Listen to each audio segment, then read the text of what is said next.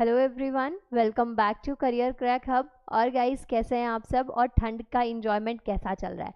बहुत बढ़िया चल रहा होगा, ऐसा मैं उम्मीद लगा रही हूँ। और उसके साथ साथ में आपको मज़े इस बात के आ रहे होंगे कि आपकी ना आरआरबी एनटीपीसी की प्रिपरेशन हमारी पूरी टीम के साथ ना एकदम सुपर्ब जा रही होगी। और आपकी इसी प्रिपरेशन को बूस्ट करने के लिए मैं आपके लिए करंट अफेयर्स की एक सीरीज़ लेकर आई हूँ, जिसमें कि हम वन लाइनर भी पढ़ लेंगे, जिसके अंदर हम ऑब्जेक्टिव पैटर्न बेस्ड क्वेश्चंस भी पढ़ लेंगे। मतलब कहीं से भी ना कोई भी क्वेश्चन आपके एग्जाम में छूटने वाला नहीं है, अगर आपने हम पर ट्रस्ट किया है तो। और देखिए, आप लोग ना, इस बात में कोई शक की बात नहीं है कि आप लोग हमारे चैनल को सपोर्ट नहीं कर रहे, हमारी टीम को सपोर्ट नहीं कर रहे। बहुत आप लोगों की साइड से सपोर्ट मिल रहा है। इस सपोर्ट की वजह से हमें इतना मोटिवेशन मिलता है कि यस, आपके लिए सब कुछ बेस्ट से बेस्ट वे में हम लोग प्रोवाइड करें। बट एक छोटी सी रिक्वेस्ट है कि ये जो सपोर्ट है ना, इसको थोड़ा सा और बढ़ाइए। यू नो ना, लालच सबको ही होता है, तो हमें भी है इस चीज़ का लालच कि आप लोग इस सपोर्ट को और ज़्यादा मैक्स टू मैक्स बढ़ाएं। आप अपने सोशल मीडिया अकाउंट्स पे शेयर करिए, उसके साथ साथ में हमारे चैनल की रीच बढ़ाइए। और एक जो इम्पॉर्टेंट चीज़ है, ये तो हमारे बेनिफिट की बात हो गई, अब मैं बात करती हूँ आपके बेनिफिट की। तो आपको जो बढ़िया एडवांटेज मिलेगा ना, वो हमारा टेलीग्राम हैंडल ज्वाइन करने से मिलेगा। टेलीग्राम पे जाइएगा, करियर क्रैक हब के नाम से आपको पेज मिलेगा, उसको आप ज्वाइन करिए। उसका फ़ायदा ये होगा कि आपको हम वहाँ पे डेली बेसिस पे असाइनमेंट देते हैं। असाइनमेंट जैसे रीजनिंग है, मैथ्स है, ऐसे जो खतरनाक सब्जेक्ट होते हैं ना, बहुत भारी भरकम, जिनकी प्रेपरेशन, जिनकी प्रैक्टिस आप कर सकते हैं, वो आपको मिलेंगे। और उसके साथ साथ में आपको वहाँ पे जो चीज़ मिल सकती है ना, वो बेनिफिट आपको ये मिलेगा कि हम वहाँ पे मंथली कंपाइलेशन भी करंट अफेयर्स का डालते हैं। करंट अफेयर्स ना ड्यूरिंग प्रेपरेशन एक चैलेंज होता है कि कहाँ से पढ़ें, इतने सारे सोर्सेज होते हैं, इतने सारे टाइप के आपके न्यूज़पेपर हैं, कौन सा आर्टिकल पढ़ना है, कौन सी चीज़ छोड़नी है, तो बहुत ना कन्फ्यूजन रहती है। तो वो सारी कन्फ्यूजन आपकी हम लोगों ने ले ली है। आप सबको सिर्फ और सिर्फ जाके मंथली कंपाइलेशन की PDF इंस्टॉल करनी है, अपने फ़ोन में डाउनलोड करिए और बस पढ़ना स्टार्ट कर दीजिए। वेल, आज के इस लेक्चर को स्टार्ट करते हैं करंट अफेयर्स की। ये मेरी आप लोगों के साथ में फर्स्ट क्लास है, मतलब लाइव जो है वो हमारी फर्स्ट क्लास है। तो इसमें हम लोग पढ़ेंगे और आपको क्या करना है, बस मुझे सपोर्ट करना है। वो कैसे? आपको ना आंसर्स देने हैं और एट लास्ट जब लेक्चर कंप्लीट हो जाए तो आपको ऑनेस्टी के साथ में अपना स्कोर लिखना है कि आपके कितने नंबर ऑफ क्वेश्चंस ठीक थे। सो आज के इस लेक्चर को स्टार्ट करते हैं गाइस। मेरा नाम है मनीषा और मैं आपको आज जो पढ़ाने वाली हूँ वो है करंट अफेयर्स। करंट अफेयर्स आज के इस लेक्चर में हम लोग ऑब्जेक्टिव बेस कवर अप करने वाले हैं। जैसे एग्जाम में आपका पैटर्न आता है, एक क्वेश्चन है, 4 ऑप्शंस हैं, उनमें से आपको सही आंसर को टिक करना है, तो वो हम पढ़ने वाले हैं। स्टार्ट करते हैं बिना देरी के आज के इस लेक्चर को। तो यहाँ पे देखिए, सबसे पहली चीज़ आती है हमारे पास में, पहला क्वेश्चन कि देश की दूसरी जल मेट्रो परियोजना कहाँ प्रारंभ की जाएगी। क्वेश्चन कहता है ये, मतलब कि where will the country second water metro project. एक मिनट गाइज, एक मिनट, थोड़ा ना पेन को सेट कर लेती हूँ मैं, है ना। प्रोजेक्ट बी स्टार्टेड, तो कहाँ स्टार्ट होने वाला है? क्या वो कोची में, चेन्नई में, बेंगलुरु में या फिर मुंबई में? मुंबई में, ठीक है। चलिए बताइए इस क्वेश्चन का आंसर। दिल्ली की मेट्रो के बारे में तो आप सब बहुत जानते होंगे। यहाँ पे जो बात हो रही है ना, वो वाटर बेस्ड मेट्रो प्रोजेक्ट की बात हो रही है। इसका मतलब कुछ ऐसी चीज़ जो कि पानी में चलने वाली है। और पानी में जैसे हम लोग शिप पढ़े हैं, क्रूज पढ़ते हैं, सबमरीन्स पढ़ते हैं, तो ऐसे ही हमारे पास में एक मेट्रो जैसा ना स्ट्रक्चर दिखेगा जो कि पानी में फ्लोट कर रहा है, ठीक है। तो ऐसी जो सेवा है मेट्रो बेस्ड, वो कहाँ पे है ये आपको बतानी है।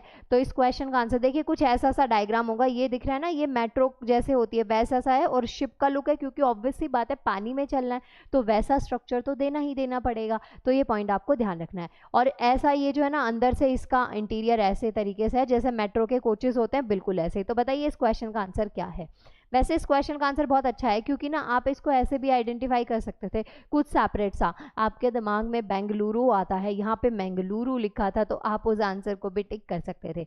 वेल, इस क्वेश्चन का आंसर क्या है? मंगलुरु है। तो अब देखिए, मंगलुरु जो है ना, वाटर मेट्रो प्रोजेक्ट है, MWMP इसके नाम से इसको पढ़ते हैं। ये एक eco friendly water transport system है। इको फ्रेंडली भी हमारा जोर क्यों है?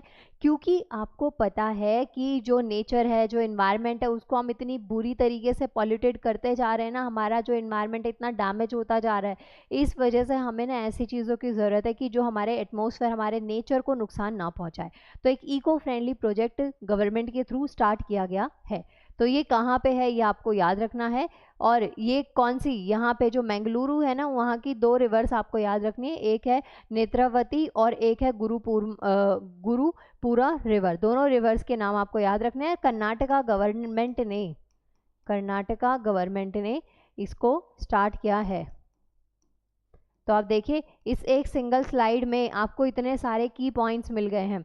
आपसे ना हो सकता है वो 2 रिवर्स के नाम पूछ लें, आपसे पूछा जा सकता है किस गवर्नमेंट ने स्टार्टिंग करी है, एरिया आपको बता दिया मंगलुरु है। तो ऐसे आपको ना डिफरेंट पॉइंट्स को याद रखना है। और मैं ये नहीं कहूँगी कि आपको नोट्स बनाने हैं, और मैं ये भी नहीं कहूँगी कि नहीं बनाने, तो फिर करना क्या है। यस, देखिए आप ना की पॉइंट्स को लिख सकते हैं, क्योंकि क्वेश्चन के अलावा आपको एडिशनली 2 से 3 क्वेश्चंस और मैं फ्रेम करके दूंगी कि कैसे एग्जाम में क्वेश्चंस बनेंगे।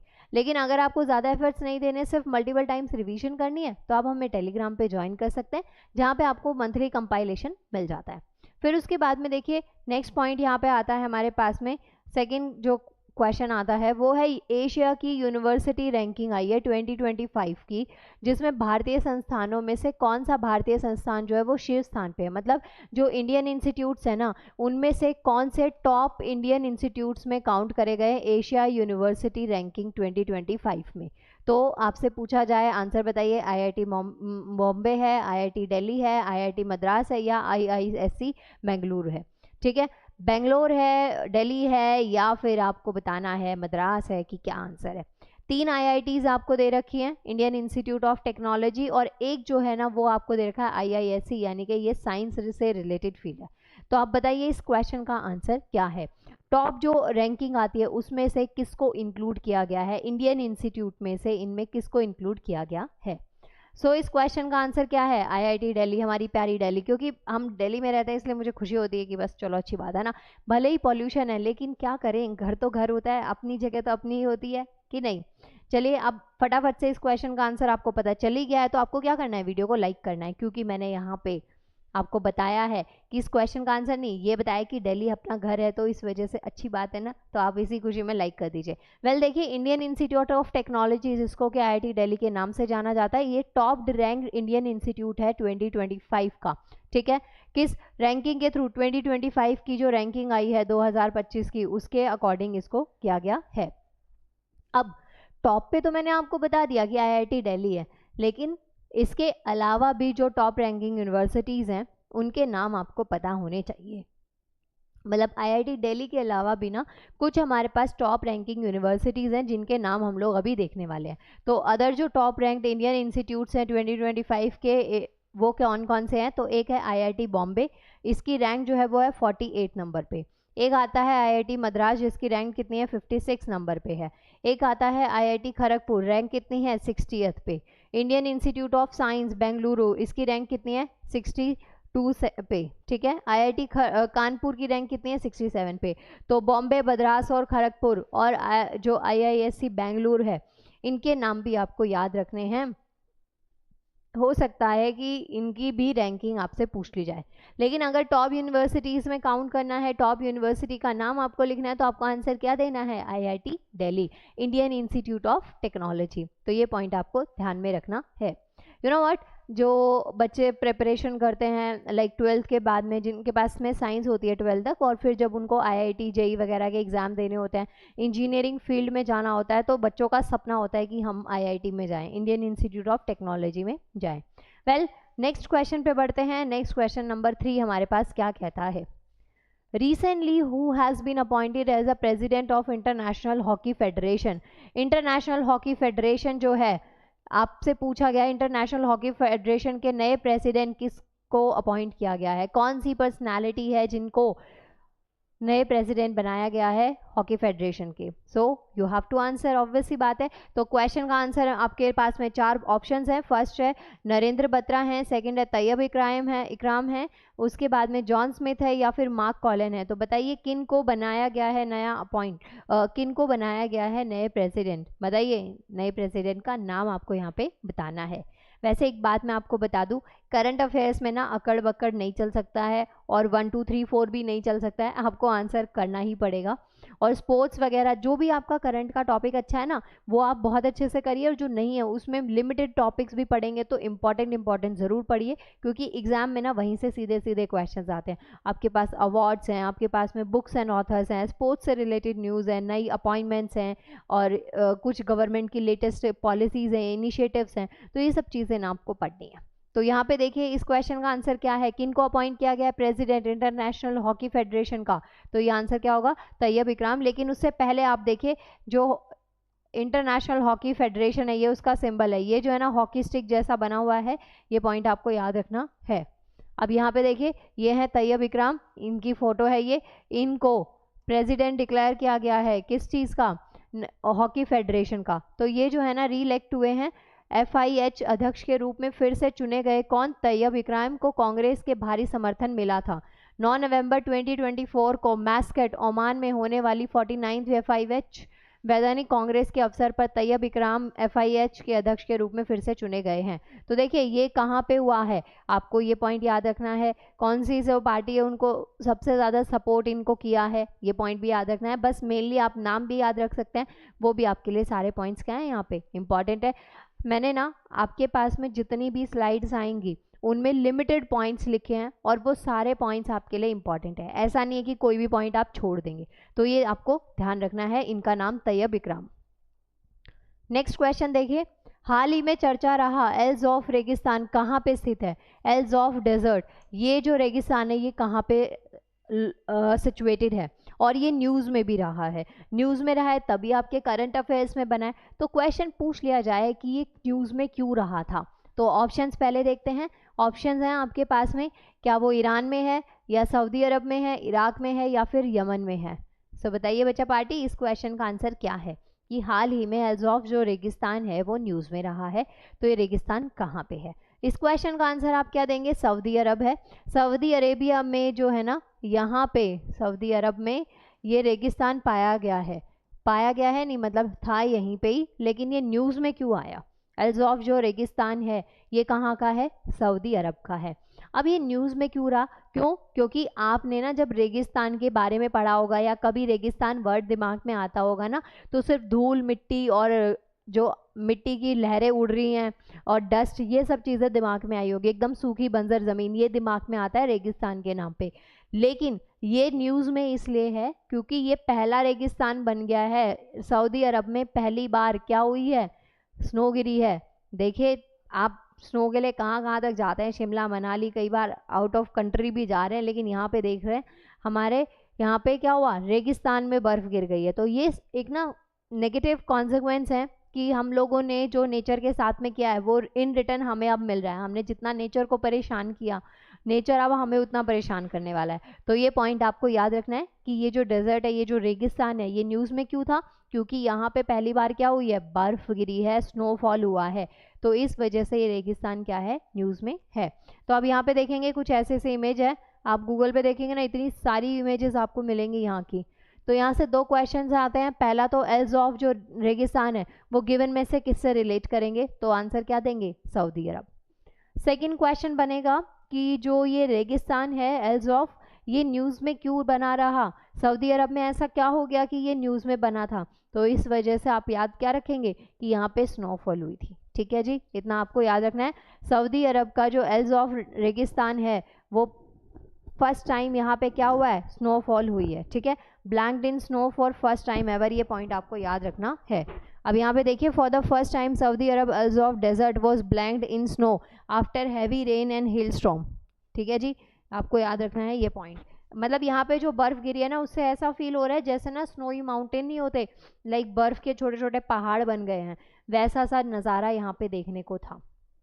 क्यों, क्योंकि देखिए रेगिस्तान पे ना जो टीले, रेत के टीले ऊपर उठे हुए होते हैं, तो आप देखेंगे जो टीले रेत के ऊपर उठे हुए हैं उनके ऊपर अगर बर्फ़ गिरेगी तो ऑब्वियस सी बात है वो पहाड़ जैसे ही दिखेंगे, तो ऊपर ऊपर बर्फ़ जम रही थी, तो ये ऐसा नज़ारा था सऊदी अरब में। ठीक है जी, तो आपको ये दोनों चीज़ें यहाँ पे याद रखनी है।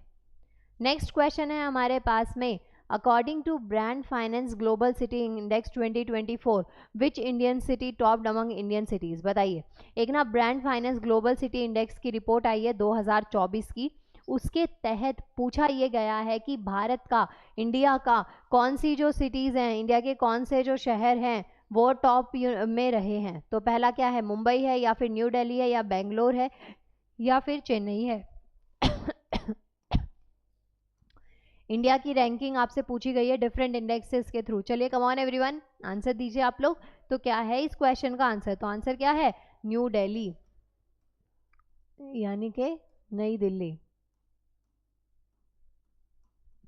अगर ना दिल्ली में कुछ घूमने लायक, देखने लायक जगह है ना, अगर आपको एकदम नई दुनिया देखने की, दिल्ली में रह के ऐसी भी जगह है, तो वो न्यू दिल्ली है। इतना सब कुछ आपको यहाँ मिलेगा, साफ सफाई, रोड एकदम खाली, और यहाँ पे सारी एम्बेसीज हैं, गवर्नमेंट ऑफिसेज हैं, तो सब बहुत ही बढ़िया सुंदर सा लगता है ना। तो यहाँ पे इस क्वेश्चन का आंसर क्या है? न्यू दिल्ली है। इसके साथ साथ में यहाँ पे हमें कुछ सिटी दे रखे हैं, कुछ शहर दे रखे हैं इंडिया के, जिनकी रैंकिंग आपको दे रखी है, जैसे दिल्ली है, बेंगलुरु है, मुंबई है और चेन्नई है। अगर दिल्ली की रैंक की बात करें तो 350 है, बेंगलुरु की रैंक की बात करें 401 है, मतलब 11 है सॉरी, मुंबई की 427 है, चेन्नई की 472 है, और इसी वजह से सबसे टॉप पे कौन सा है? दिल्ली। दिल्ली में न्यू दिल्ली, ये पॉइंट आपको ध्यान रखना है। तो अगर हम यहाँ पे इंडियन सिटीज़ की बात करी थी, अगर इस जो ये रिपोर्ट आई है इसमें ऑल ओवर द वर्ल्ड देखें तो जो सबसे टॉप पे है वो जगह कौन सी है? लंदन। ठीक है, तो ये पॉइंट आपको याद रखना है। लंदन जो है ना, ग्लोबल सिटी ब्रांड इंडेक्स में नंबर 1 पे रहा है लंदन। और लेकिन अगर इंडियन सिटीज़ की बात करें, इंडिया की, हमारे प्यारे भारत देश की बात करें, तो क्या है उसमें आपको आंसर याद रखना है? न्यू दिल्ली। नेक्स्ट क्वेश्चन पे बढ़ते हैं, देखिए क्या है नेक्स्ट क्वेश्चन। चलिए बताइए फटाफट से, एक पहले तो ये बताइए कि क्वेश्चंस कैसे लग रहे हैं, ज़्यादा टफ लग रहे हैं, इजी लग रहे हैं, या मॉडरेट लग रहे हैं? क्योंकि जैसे आपके कमेंट्स होंगे, जिस तरीके की आपकी डिमांड होगी, उस अकॉर्डिंग क्वेश्चंस में आगे मॉडिफिकेशन आपको देखने को मिलेगा। तो फटाफट से ना बिना कंजूसी करे कमेंट्स करिए कि आपको क्वेश्चंस कैसे लग रहे हैं। नेक्स्ट क्वेश्चन पे बढ़ते हैं।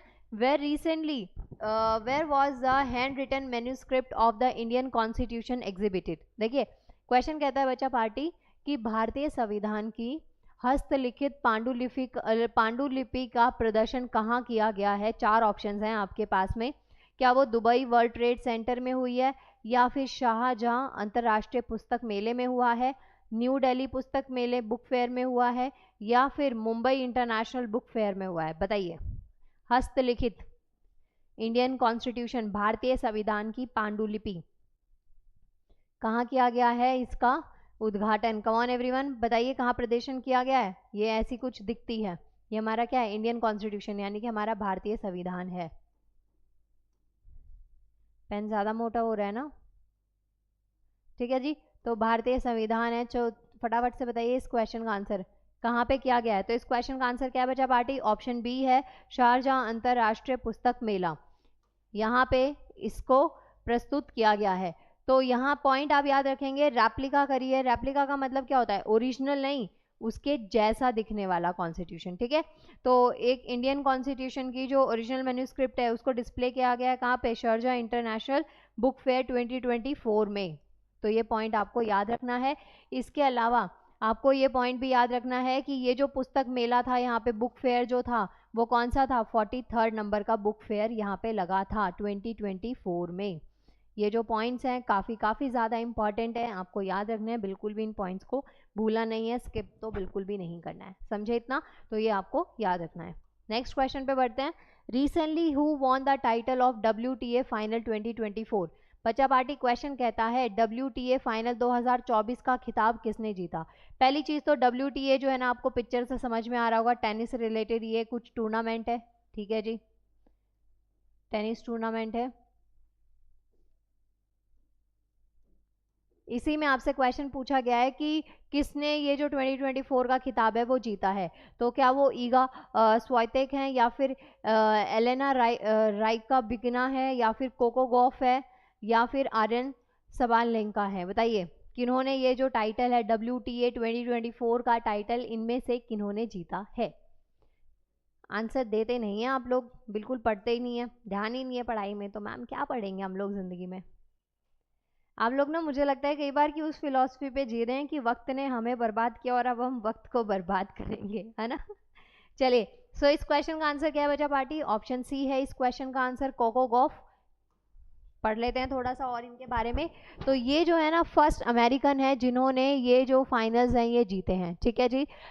इनसे पहले जो विनर थी, ये अभी 2024 में विनर बनी है। इनसे पहले जो अमेरिकन विनर थी वो कौन थी? 2014 में सेरेना विलियम्स। और उनके पहले जो ये अभी जो बनी है ना, ये क्या है? यंगेस्ट बनी है, ठीक है। इनके अलावा जो यंगेस्ट थी वो कौन थी? मारिया शारापोवा, जो कि 2004 में बनी थी। तो जिस टाइम पे ये पैदा ही हुई थी उस टाइम पे एक विनर थी। तो मतलब यहाँ पे आपको यूएस का याद रखना है कि ये यूएस की हैं। इनसे पहले 2 और विनर रहे हैं, लेकिन ये सेकंड नंबर पे यंगेस्ट में काउंट करी जा रही हैं, क्योंकि इनसे पहले एक और थी जो काफ़ी छोटी उम्र में जीती थी। तो आपको इनके नाम याद रखने हैं। बाकी जो कोको गॉफ हैं, इन्होंने वर्ल्ड के टॉप 2 प्लेयर्स को बीट किया है, मतलब 2 प्लेयर्स को हराया है। उनके जो नाम है वो क्या है? आर्यन सबलेंका और ईगा स्वास्तिक। इन दोनों को हरा के फिर ये जो हैं जीती हैं। तो आपको याद रखना है इन्होंने 2 टॉप प्लेयर्स को हराया है, उसके बाद में इन्होंने जीत का खिताब अपने नाम किया है। सो आंसर क्या है? कोको गॉफ है। ये पॉइंट आपको ध्यान में रखना है और कोई दिक्कत आपको नहीं आनी चाहिए। नेक्स्ट क्वेश्चन देखिए, हाल ही में विस्तारा एयरलाइन का आधिकारिक तौर पर किस में विलय किया गया है? क्वेश्चन कहता है जो विस्तारा एयरलाइन है ना, उसको ऑफिशियली किसके साथ में मर्ज किया है? मर्ज का मतलब क्या है? जोड़ना।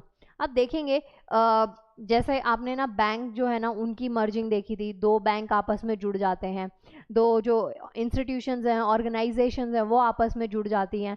तो यहाँ पे ऐसा ही एक सिमिलर क्वेश्चन है कि विस्तारा एयरलाइन जो है, तो वो पूछा गया है कि उसने ऑफिशियली अभी किसके साथ में अपनी मर्जिंग की जो न्यूज़ है उसको डिक्लेयर किया है। मतलब विस्तारा एयरलाइन के साथ में कौन सी एयरलाइन आपस में आके जुड़ी है, तो ये बात आपको यहाँ पे बतानी है। सो ऑप्शंस हैं आपके पास में, क्या वो इंडिगो है, या वो स्पाइस जेट है, गो एयर है, या फिर एयर इंडिया है? तो बताइए एवरीवन क्या है इस क्वेश्चन का आंसर। यहाँ पे आप देखेंगे एयर इंडिया विस्तारा है, तो किसके साथ जुड़ी है ये? तो ये जुड़ी है एयर इंडिया के साथ में। ऑफिशियली मर्जिंग जो हुई है, ऑफिशियली जो बच्चा पार्टी मर्जिंग हुई है, जो मर्ज हुई है विस्तारा एयरलाइंस, किसके साथ में हुई है? एयर इंडिया के साथ में हुई है। ये पॉइंट आपको ध्यान में रखना है, ठीक है। आगे बढ़ते हैं। ये देखिए इस क्वेश्चन का आंसर क्या है? Air India. सो एयर इंडिया ने ऑफिशियली कंप्लीट करे हैं इसका मर्जर किसके साथ? विस्तारा के साथ में। अब ये जो दोनों हैं, एयर इंडिया और विस्तारा मिलके क्या बन गया है? एक ही ब्रांड बन गया है। ये पॉइंट आपको ध्यान में रखना है।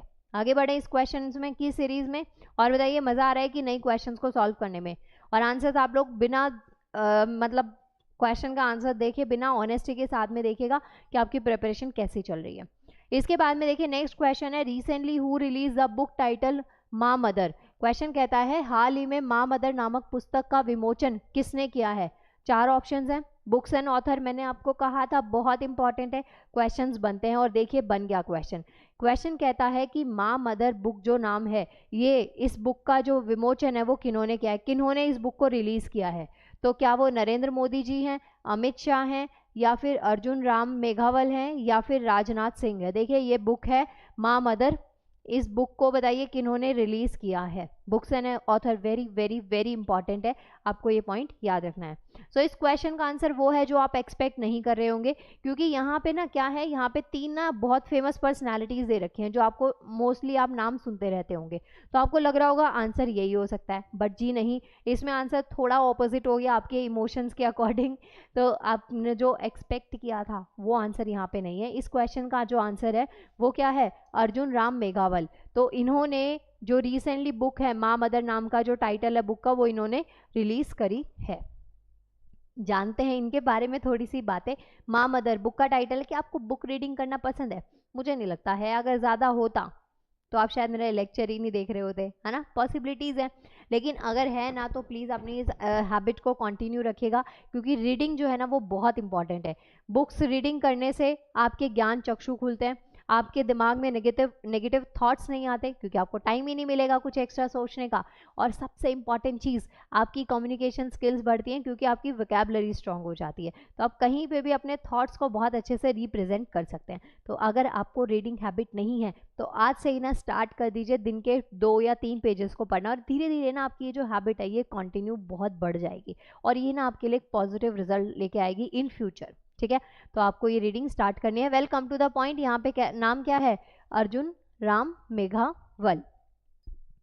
अर्जुन राम मेघावल जो हैं, जो बच्चा पार्टी के हैं, लॉ और जस्टिस मिनिस्टर है। ये पॉइंट आपको याद रखना है। इनकी बुक है माँ मदर, जिसको न्यू दिल्ली में क्या गया है, लॉन्च किया गया है। किसके through? With Kerala governor Arif Mohammad Khan and the West Bengal governor doctor CV Ananda Bose. तो आपको दो गवर्नर के नाम याद रखने हैं, एक तो केरला के गवर्नर का नाम और एक वेस्ट बंगाल के गवर्नर का नाम। उनके साथ में इन्होंने, अर्जुन राम मेघावल ने, ये बुक को लॉन्च किया है। बुक कौन सी? माँ मदर। ठीक है जी, तो ये पॉइंट आपको याद रखना है, कोई दिक्कत इसमें नहीं होनी चाहिए। एक्चुअल में जो बुक है किससे रिलेट करती है? सपोज मैं ना आपको नहीं भी आपको बता, नहीं आपने पढ़ा हुआ, डजेंट मैटर, आपको ना नाम समझ में आ रहा है माँ मदर, तो कुछ इमोशंस की बात होगी, कुछ भावनाओं की बात होगी। जी हाँ, ऑब्वियस सी बात है। तो ये जो बुक है ना, एक्सप्लोर करती है डीप इमोशनल और स्पिरिचुअल कनेक्शंस को मदरवुड थ्रू द पोएट्री, मतलब पोएम के थ्रू जो मातृत्व के जो इमोशंस हैं उसको ये जो बुक है वो क्या करती है? कवर अप करती है। ये पॉइंट आपको ध्यान में रखना है। आगे बढ़ते हैं नेक्स्ट क्वेश्चन पे। नेक्स्ट क्वेश्चन है, हाल ही में देश की पहली महिला बस डिपो सखी डिपो की शुरुआत कहाँ करी गई है? देख रहे हैं हमारे देश की महिलाएं अब पीछे नहीं रह गई हैं। महिलाएं जो हैं वो हर एक सेक्टर में आगे बढ़ रही हैं। इसी से रिलेटेड आपके पास में क्वेश्चन पूछा गया है कि पहला जो महिला बस डिपो है ना, ये कहाँ शुरू किया गया है, जिसके अंदर सब महिलाएं होंगी, काम करने का पूरा स्टाफ जो भी है, वर्किंग जो लेडीज होंगी, सबकी सब क्या है? महिलाएं होंगी। इस डिपो का नाम रखा गया है सखी डिपो। तो बताइए इसकी शुरुआत कहाँ करी गई है? तो क्या ये जो है मुंबई में या दिल्ली में, बेंगलुरु में या फिर जयपुर में? तो देखिए, where was the country's first women bus depot launch? कहाँ पे लॉन्च किया गया है? पहली बात तो यही पूछा जाएगा। दूसरी बात आपसे पूछी जा सकती है कि जो ये बस डिपो लॉन्च किया गया है इसका नाम क्या है? तो इसका नाम क्या है बच्चा पार्टी? सखी डिपो। सखी का मतलब क्या होता है? सहेली, फ्रेंड। ठीक है, तो सखी डिपो के नाम से बस डिपो को स्टार्ट किया गया है। कहाँ स्टार्ट किया गया है? 4 ऑप्शंस में से आपको आंसर बताना है। सो इस क्वेश्चन का आंसर क्या है? दिल्ली है। दिल्ली में कहाँ पे? सरोजनी नगर। आहा, सरोजनी नगर। इस लेक्चर को देखने वाली जो लड़कियां हैं, महिलाएं हैं, वो क्या सरोजनी नगर नहीं गए? सरोजनी नगर जाना मुझे लगता है कि लड़कियों का जन्मसिद्ध अधिकार है। तो आपके लिए खुशी की लहर है कि वहां पे बस डिपो का निर्माण किया गया है। ठीक है जी, शॉपिंग के अलावा वो जगह अब जीके के लिए भी आपके काम आ रही है, तो आपको इस बात के लिए खुश हो जाना चाहिए और खुश होकर इस वीडियो को लाइक कर देना चाहिए। और सिर्फ लाइक से काम नहीं चलेगा मेरे बच्चों, आपको ना वीडियो को शेयर भी करना है। ठीक है जी, तो देखिए यहाँ पे आंसर क्या है? दिल्ली है। कंट्री का जो first all women bus depot है, इसको, जिसका नाम क्या है? सखी। क्या नाम है जी इसका? सखी है।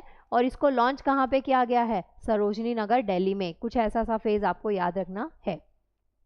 डीटीसी की बस तो आपने देखी होंगी, है ना?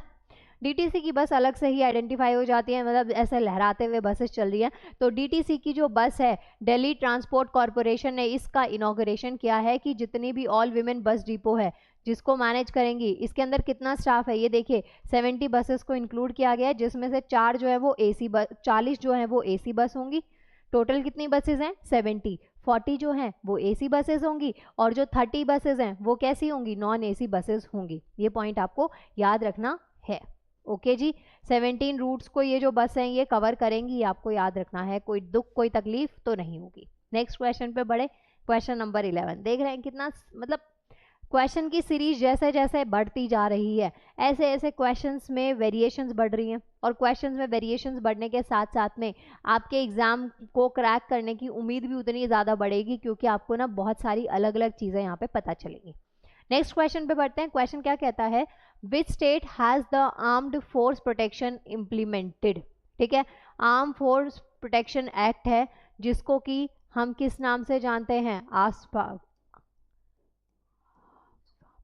आफस्पा एक्ट के नाम से इसको जाना जाता है। हमेशा ही ना ये न्यूज़ में रहता है। ठीक है, आर्म फोर्स प्रोटेक्शन एक्ट है। तो ये आपसे पूछा गया है कि किस राज्य में इसको एक्ट को पारित किया गया है। तो अभी हाल फिलहाल की न्यूज़ है, क्या नागालैंड में, मणिपुर में, असम में या फिर अरुणाचल प्रदेश में? तो बताइए इस क्वेश्चन का आंसर क्या है? पहली चीज तो आपका टाइम सपोज बहुत अच्छा चल रहा है, बहुत अच्छा, मतलब आपने कभी किसी के साथ कुछ गलत ही नहीं करा, और इवन आपने अपने खुद के साथ भी कभी गलत नहीं करा। तो उस सिचुएशन में ना इसकी आफस्पा की आपसे फुल फॉर्म पूछी जा सकती है। पहला क्वेश्चन एकदम छोटू सा इजी सा क्वेश्चन। इन केस अगर ये क्वेश्चन नहीं आया तो इसका मतलब कि आगे आप लोग समझदार हैं, तो आपसे ऐसे कॉम्प्लिकेटेड क्वेश्चंस यहाँ पे पूछे जाएंगे। तो इस क्वेश्चन का आंसर क्या है, तो ये कहाँ पे स्टेट में किस में लागू किया गया है, तो आंसर क्या देंगे आप लोग, मणिपुर आंसर देंगे। इसकी फुल फॉर्म भी आपको यहाँ पे याद रखनी है। मणिपुर के बारे में थोड़ी सी और बातें जानते हैं। जैसे आपके लिए ना जब करंट अफेयर्स करते हैं या जब भी आप प्रीवियस ईयर के क्वेश्चंस करते हैं, तो ऐसा तो होता है कि जी हाँ क्वेश्चंस रिपीट होते हैं, बट इतना भी अच्छा टाइम नहीं होगा आपका कि सारे के सारे questions as it is repeat हो जाएं। तो उस सिचुएशन में क्या करना है, थोड़ा स्मार्टली पढ़ना है। आपको ना जो ऑप्शंस होते हैं उसके बारे में भी थोड़ी नॉलेज होनी चाहिए, तो आपको क्या होगा, चीज़ें ना इजी हो जाएंगी पढ़ने में। ठीक है जी, तो यहाँ पे मणिपुर के बारे में जानते हैं। ये जो है आर्म्स फोर्स है, स्पेशल पावर एक्ट है, 1958 में आया था और इसको इफेक्ट में लाया गया। कौन कौन से और जगह पे, मणिपुर के अलावा, यहाँ पे तो अभी हाल फिलहाल की मणिपुर की न्यूज़ है, अरुणाचल प्रदेश में भी किया गया है इसको, असम में भी इफेक्ट लाया गया इसका, मणिपुर में भी और नागालैंड में भी। लेकिन यहाँ पे न्यूज़ ये नहीं पूछी गई थी कहाँ कहाँ पे, यहाँ न्यूज़ पूछा गया था कि हाल फिलहाल में। तो हाल फिलहाल में कौन सी जगह याद रखनी है, कौन सी स्टेट याद रखनी है, तो वो है मणिपुर। नेक्स्ट क्वेश्चन है हमारे पास में, ये देखिए, ये क्वेश्चन बहुत अच्छा है। Who has become the miss universe 2024, बताइए कौन बनी है मिस यूनिवर्स 2024, कौन बनी है 4 ऑप्शंस में से। क्या उनका नाम विक्टोरिया केजर है, यहाँ पे जो है ना इनकी स्पेलिंग थोड़ी सी गलत हो गई है, ये केजर हैं, या फिर समंथा हार्वे हैं, या फिर रिया सिंह है, या फिर दिविता राय है। तो बताइए मिस यूनिवर्स 2024 की मिस यूनिवर्स कौन बनी है गिवन ऑप्शंस में से। कौन एवरीवन, फटाफट से आंसर दीजिए बच्चा पार्टी। तो इस क्वेश्चन का आंसर क्या है हमारे पास में, विक्टोरिया केजर है। ऑप्शन ए जो है ना इस क्वेश्चन का आंसर है ऑप्शन ए। आई होप यहाँ तक आपको कोई भी डाउट नहीं होगा, कोई दुख कोई तकलीफ आप लोगों को नहीं होगी। नेक्स्ट क्वेश्चन पे मूव करते हैं। नेक्स्ट क्वेश्चन जो है आपके पास में, अभी आपको इसके बारे में ना थोड़ा सा वैसे पढ़ लेना है। इनकी एज वगैरह भी मैं आपको बता देती हूँ, 21 ईयर्स ओल्ड है ये ओनली। देखिए सिर्फ 21 साल की एज में इन्होंने इतनी अचीवमेंट करी है। ठीक है, फिर उसके बाद में ना जो रिया सिंह है उनका नाम आपने इसमें ऑप्शंस में पढ़ा, वो भी काफ़ी इंपॉर्टेंट पर्सनालिटी है, क्योंकि उनको इंडिया की तरफ से इवन उन्होंने इंडिया को रिप्रेजेंट किया है। तो मिस यूनिवर्स जो इंडिया बनी है वो रिया सिंह है, लेकिन यहाँ पे मिस यूनिवर्स में इंडिया का नाम नहीं पूछा गया है, आपसे ऑल ओवर लेवल पे पूछा गया था। तो आपको इनमें विक्टोरिया केजर का नाम याद रखना है। तो ये इनका पोस्टर है, देखिए कितनी खूबसूरत लग रही हैं। और इनको टाइटल मिला है मिस ग्रैंड डेनमार्क का 2022 में, और मिस यूनिवर्स डेनमार्क की बनी है 2024 में, और मिस यूनिवर्स बनी है 2024। ठीक है जी, तो ये पॉइंट आपको याद रखना है इनसे रिलेटेड। हो सकता है कि मतलब जो अभी करंट के अवार्ड है वो ना पूछ के आपसे इनके प्रीवियस अवार्ड पूछ लिए जाए, तो आपको ये याद रखना है। नेक्स्ट क्वेश्चन पे मूव करते हैं। What is the recently discussed man E related to. देखिए एक ना मैन ई जो है ना ये वर्ड बहुत ज़्यादा न्यूज़ में चल रहा है। क्वेश्चन में पूछा गया है कि ये जो मैन ई जो वर्ड है, ये टर्म जो है वो किससे रिलेट करती है। आपके पास में 4 ऑप्शंस यहाँ पे गिवन है। ऐसे ना जो कॉम्प्लिकेटेड वर्ड्स होते हैं वो आपसे पूछे जाते हैं। अब आपने सपोज ये कभी पढ़ाई नहीं है, तो आप ना अपनी बेसिक नॉलेज लगाएंगे, मैन मतलब कि आदमी, मनुष्य से रिलेटेड कोई टर्म हो सकती है, पॉसिबिलिटीज़ हैं। वेल आपको क्वेश्चन का आंसर देना है इन 4 ऑप्शंस में से। तो क्या ये टर्म स्पेस क्राफ्ट से रिलेटेड है, या फिर सुपर टाइफून से रिलेटेड है, मरीन लाइफ से रिलेटेड है, या फिर आर्कियोलॉजिकल साइट से रिलेटेड है। सो बताइए फटाफट से इस क्वेश्चन का आंसर क्या है। ये जो टर्म है मैन ई किससे रिलेटेड है। तो इस क्वेश्चन का आंसर आप कुछ ऐसे भी देख सकते हैं, मैंने यहाँ पे लिख दिया आपके लिए, ये एक मैप है। ये जो है बच्चा पार्टी, ये टर्म रिलेटेड है सुपर टाइफून से। ठीक है, ज्वार भाटा आप लोगों ने सुना होगा। तो ये देखिए कुछ ऐसे से सिचुएशन है, यहाँ पे पानी का एक लेवल है यूं इस तरीके से। तो ये जो है ना टाइफून से रिलेटेड ये टर्म है मैनी। फिलीपींस में ये जो चीज़ है ये हुई है, मतलब ये जो है ना सुपर टाइफून ये कहाँ पे आया है, फिलीपींस में आया है, जिसकी वजह से काफ़ी ज़्यादा क्या है न्यूज़ में है, और नवंबर की स्टार्टिंग में ही ये घटना घटित हुई है। तो इस वजह से न्यूज़ में था टॉपिक, तो आपको यहाँ पे पता होना चाहिए। इसके बाद में नेक्स्ट हम पढ़ते हैं नेक्स्ट क्वेश्चन के ऊपर। नेक्स्ट क्वेश्चन क्या कहता है हमें कि recently which tiger reserve was notified as a 56 tiger reserve of India.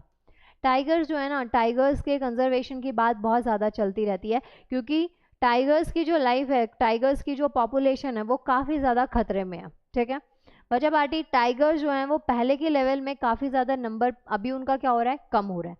तो यहाँ पे ऐसा ही क्वेश्चन आपसे पूछा गया है कि हाल ही में किस टाइगर रिजर्व को भारत के 56वें टाइगर रिजर्व के रूप में जो है सूचित नोटिफाइड किया गया है। तो बताइए, क्या वो पेंच टाइगर रिजर्व है, option A. Second, Ranthambore tiger reserve है, ऑप्शन बी। ऑप्शन सी, गुरु घासीदास जो तैमूर पिघला टाइगर रिजर्व है, या फिर कान्हा टाइगर रिजर्व है। तो बताइए किसको 56 नंबर पे रिकॉर्ड किया गया है, नोटिफाइड किया गया है। बताइए इस क्वेश्चन का आंसर क्या है। वैसे ना इस क्वेश्चन का आंसर भी ना वही है जो आप एक्सपेक्ट नहीं कर रहे होंगे, क्योंकि हमें ना बहुत ही इजी और जो न्यूज़ में नाम रहते हैं या फिर जो हमने बहुत कॉमनली सुने होते हैं ना, हम उसी में अपना आंसर ढूंढ रहे होते हैं। लेकिन जब फिर ऐसे बात होती है कि दूसरे आंसर्स आ जाते हैं तो वहाँ थोड़ी जग सुना सुना वाली वाइब्स आ जाती है। तो बताइए इस क्वेश्चन का आंसर क्या है। सो इस क्वेश्चन का आंसर है none other than option C. Option C इस क्वेश्चन का आंसर है, गुरु घासीदास तामोर पिंगला टाइगर रिजर्व। इसे 56 नंबर के टाइगर रिजर्व के रूप में अधिसूचित किया गया है। तो कहाँ पे है ये है छत्तीसगढ़ में, छत्तीसगढ़। कई बार क्वेश्चन आपका टाइगर रिजर्व का नाम ना पूछ के आपसे लोकेशन भी पूछी जा सकती है कि इसे हाल फिलहाल में नोटिफाई किया गया है, तो बताइए ये कहाँ पे लोकेटेड है। तो आपसे लोकेशन भी मांगी जा सकती है, तो आपको याद रखना है छत्तीसगढ़। ये नाम बिल्कुल भी भूलना नहीं है, ठीक है जी। Guru Ghasidas Tamor Pingla tiger reserve.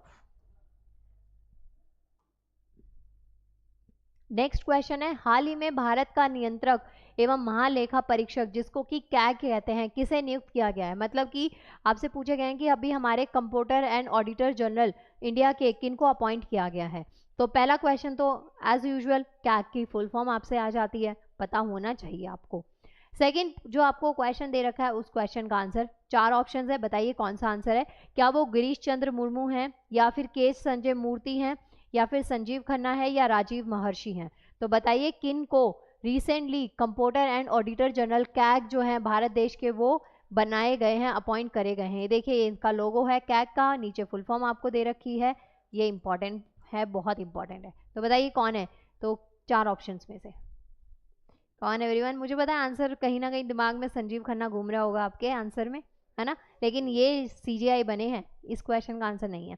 तो कैग कौन है। अच्छा, ओ माय गॉड, मैंने देखिए अभी ना आपको ना एक क्वेश्चन और एक्स्ट्रा बता दिया। आपसे पूछ ले जाए कि जो हमारे न्यू सीजीआई बने, जिनको अपॉइंट किया गया है, जिनका टेन्योर मई में खत्म हो जाएगा, मई 2025 में, तो उनका नाम क्या है। तो अब आपको मैंने बता दिया, अब आप कॉमेंट कर दीजिए कि उनका नाम क्या है। सो इस क्वेश्चन का आंसर क्या है, के संजय मूर्ति हैं। पढ़ते हैं इनके बारे में, क्या नाम है इनका, के संजय मूर्ति। ये देखिए ये हमारी प्रेसिडेंट है। ये जो है हमारी प्रेसिडेंट होने के साथ साथ में ये इसलिए भी इंपॉर्टेंट हो जाती हैं क्योंकि ट्राइबल प्रेसिडेंट है, और ट्राइब से रिलेटेड जितनी भी पॉलिसीज है, इनिशिएटिव्स है गवर्नमेंट के, वो सब चीज़ें आपको पढ़कर जानी है। मतलब कसम है आप लोगों को आपके पिज्ज़ा बर्गर की कि आपको ज़रूर पढ़ के जाना है अगर आपको सिलेक्शन चाहिए तो, ठीक है जी। तो आपको ये याद रखना है, के संजय मूर्ति जो है इनको एज्यूम किया गया है अभी comptroller and auditor general CAG of India on Thursday, ठीक है जी। ये पॉइंट आपको याद रखना है। इनके बारे में थोड़ा सा पढ़ लीजिए, ये कौन है। तो ये एक आईएएस ऑफिसर रहे हैं, 1989 बैच के ये एक आईएएस ऑफिसर थे। कहाँ से, हिमाचल प्रदेश से, एचपी से, ठीक है जी। हिमाचल प्रदेश कैडर के एक आईएएस ऑफिसर रहे हैं। तो ये पॉइंट आपको याद रखना है, 1989 बैच के। ओके, नेक्स्ट क्वेश्चन पे बढ़ते हैं। और बताइए कैसे हैं आप सब, बहुत मज़े में हैं कि नहीं है। प्रेपरेशन वगैरह कुछ कर रहे हैं एग्जाम की कि नहीं कर रहे हैं, या यूं ही बस टाइम पास चल रहा है, मैम जिंदगी को धक्का लगा रहे हैं। चलिए नेक्स्ट क्वेश्चन का आंसर दीजिए। क्वेश्चन कहता है, recently which rocket launch the Indian Space Research Organisation communication satellite GSAT 20। Exam से बाहर ही नहीं आ पा रही हूँ मैं, है ना। GSAT 20। क्वेश्चन कहता है, भारतीय अंतरिक्ष अनुसंधान संगठन, ठीक है जी, इंडियन स्पेस रिसर्च ऑर्गेनाइजेशन जिसको कि हम इसरो के नाम से जानते हैं, इन्होंने कम्युनिकेशन सैटेलाइट को लॉन्च किया है GSAT 20। तो क्वेश्चन ये कहता है कि ये जो GSAT 20 है इसको किस रॉकेट से लॉन्च किया गया है। क्वेश्चन यहाँ पे ये आता है, ठीक है जी। तो बताइए किस रॉकेट से इसको लॉन्च किया है। तो ऑप्शन है आपके पास में, PSLV से, GSLV MK3 से, या फिर फॉल्कन 9 से, या फिर एरियन 5 से। चलिए एवरीवन आंसर दीजिए, इस क्वेश्चन का आंसर क्या है। स्पेस की जो न्यूज़ है ना, वो भी काफ़ी ज़्यादा न्यूज़ में रहते हैं, पॉइंट्स आपके लिए इंपॉर्टेंट हो जाते हैं, तो कुछ भी हल्के में नहीं लेना है। इवन जब हम बात करते हैं ना करंट अफेयर्स की, तो हर चीज़ ना आपके लिए इम्पॉर्टेंट है। ऐसा नहीं है कि किसी चीज़ की इंपॉर्टेंस कम हो जाती है, बस ये होता है कि कुछ जो टॉपिक्स होते हैं बहुत बार मल्टीपल टाइम्स न्यूज़ में चलते रहते हैं, उनके बारे में ज़्यादा चीज़ें पूछी जाती हैं, तो वो सुपर इंपॉर्टेंट हो जाते हैं, बाकी चीज़ें थोड़ी सी कम रह जाती हैं। तो अब आपको नहीं पता चलेगा कौन सी चीज़ें पढ़नी है कौन सी नहीं पढ़नी है। इसीलिए कह रही हूँ कि आप हमें टेलीग्राम पे ज्वाइन करिए, वहाँ पे हम आपको मंथली कंपाइलेशन देते हैं। तो ये जो आपका करंट अफेयर्स का आपको ज़िंदगी में दुख है ना कि कौन सा पढ़ना है कौन सा नहीं पढ़ना है, ये सब चीज़ें ना आपको नहीं करनी पड़ेंगी, आपको एक ही जगह ना सारी चीज़ें मिल जाएंगी, तो आप ये चीज़ कर सकते हैं। ठीक है जी, तो इस क्वेश्चन का आंसर क्या होगा? फाल्कन 9। ठीक है जी, समझे आप लोग? नेक्स्ट देखिए, नेक्स्ट क्वेश्चन कहता है, ये क्वेश्चन ना वैसे आप लोगों के लिए होमवर्क है जो आप मुझे बताने वाले हैं। इस क्वेश्चन का आंसर मैं नहीं दूंगी, इस क्वेश्चन का आंसर आप मुझे कमेंट सेक्शन में देंगे कि इस क्वेश्चन का एग्जैक्ट आंसर क्या है। और आप में से जिन्होंने भी डिटेल एक्सप्लेनेशन के साथ में इस क्वेश्चन का आंसर दिया, तो उनके इस आंसर को मैं पिन कर दूंगी, फिर बाकियों की भी ना हेल्प हो जाएगी, उन्हें इवन ना एक मोटिवेशन मिलेगा कि ऐसे क्वेश्चन को अटेम्प्ट करना है। ठीक है, तो देखिए क्वेश्चन कहता है G20 देशों में जो भारत की अर्थव्यवस्था 2024 है उसमें कितने प्रतिशत जीडीपी वृद्धि दर के साथ में सबसे तेजी से बढ़ने वाली अर्थव्यवस्था का अनुमान है। मतलब इंडिया की जो इकोनॉमी प्रोजेक्ट है, जो कि फास्टर ग्रोइंग इकोनॉमी है हमारे G20 कंट्रीज में, G20 की ना एक समिट हुई है। ठीक है, अभी लास्ट ईयर हुई थी वो समिट, तो उसके अकॉर्डिंग जो इंडिया की जो जीडीपी है ना वो सबसे फास्ट बढ़ने वाली जीडीपी में काउंट हुई है। तो आपसे पूछा गया है कि वो जो ग्रोथ हुई है ना, जीडीपी ग्रोथ रेट है 2024 का, वो कितना है? तो क्या वो 5% है, 6% है, 7% है या फिर 8% है? तो इस क्वेश्चन का आंसर आपको मुझे देना है, ये क्योंकि ये क्वेश्चन आपका क्या है, होमवर्क क्वेश्चन है। सो बताइए आप फटाफट से कि कैसे लगे आपको करंट अफेयर्स। नेक्स्ट लेक्चर में हम लोग और वन लाइनर्स को भी कंप्लीट करेंगे और इस सेशन को थोड़ा सा बड़ा करेंगे, मतलब कि आपके पास में ना एक शॉर्ट टाइम में बहुत सारे क्वेश्चंस मैं आपको करवाने का ट्राई करूंगी, ताकि आप अपने एग्जाम्स में ना बहुत अच्छा परफॉर्म करके आएँ। इसके बदले में ना मुझे आपसे कुछ चाहिए, और वो ये कि सपोर्ट कैसे कर सकते हैं? आप इस चैनल को शेयर करिए, और अगर फर्स्ट टाइम इस वीडियो को देख रहे हैं तो लाइक करके सब्सक्राइब कर लीजिएगा, ताकि आपको ना नोटिफिकेशन मिलती रहे। नाउ आप हमें टेलीग्राम पे ज्वाइन कर सकते हैं करियर क्रैक हब के नाम से, जहाँ पे आपको नोट्स की PDF मिलेगी, मंथली कंपाइलेशन मिलेगा, और उसके साथ साथ में बच्चा पार्टी आपको वहाँ पे मिलेंगी असाइनमेंट शीट्स, यानी कि practice sheet you can say. ठीक है जी, नाउ मिलते हैं नेक्स्ट लेक्चर में। बाय बाय, टेक केयर, ध्यान रखिएगा आप सब, और बताइएगा मुझे कि कैसे क्वेश्चंस आपको लगे, और सच्चाई के साथ में ये भी बताना कि आपका स्कोर जो है ना वो कैसा रहा था इन क्वेश्चंस में। नाउ मिलते हैं नेक्स्ट लेक्चर में। Bye bye, take care.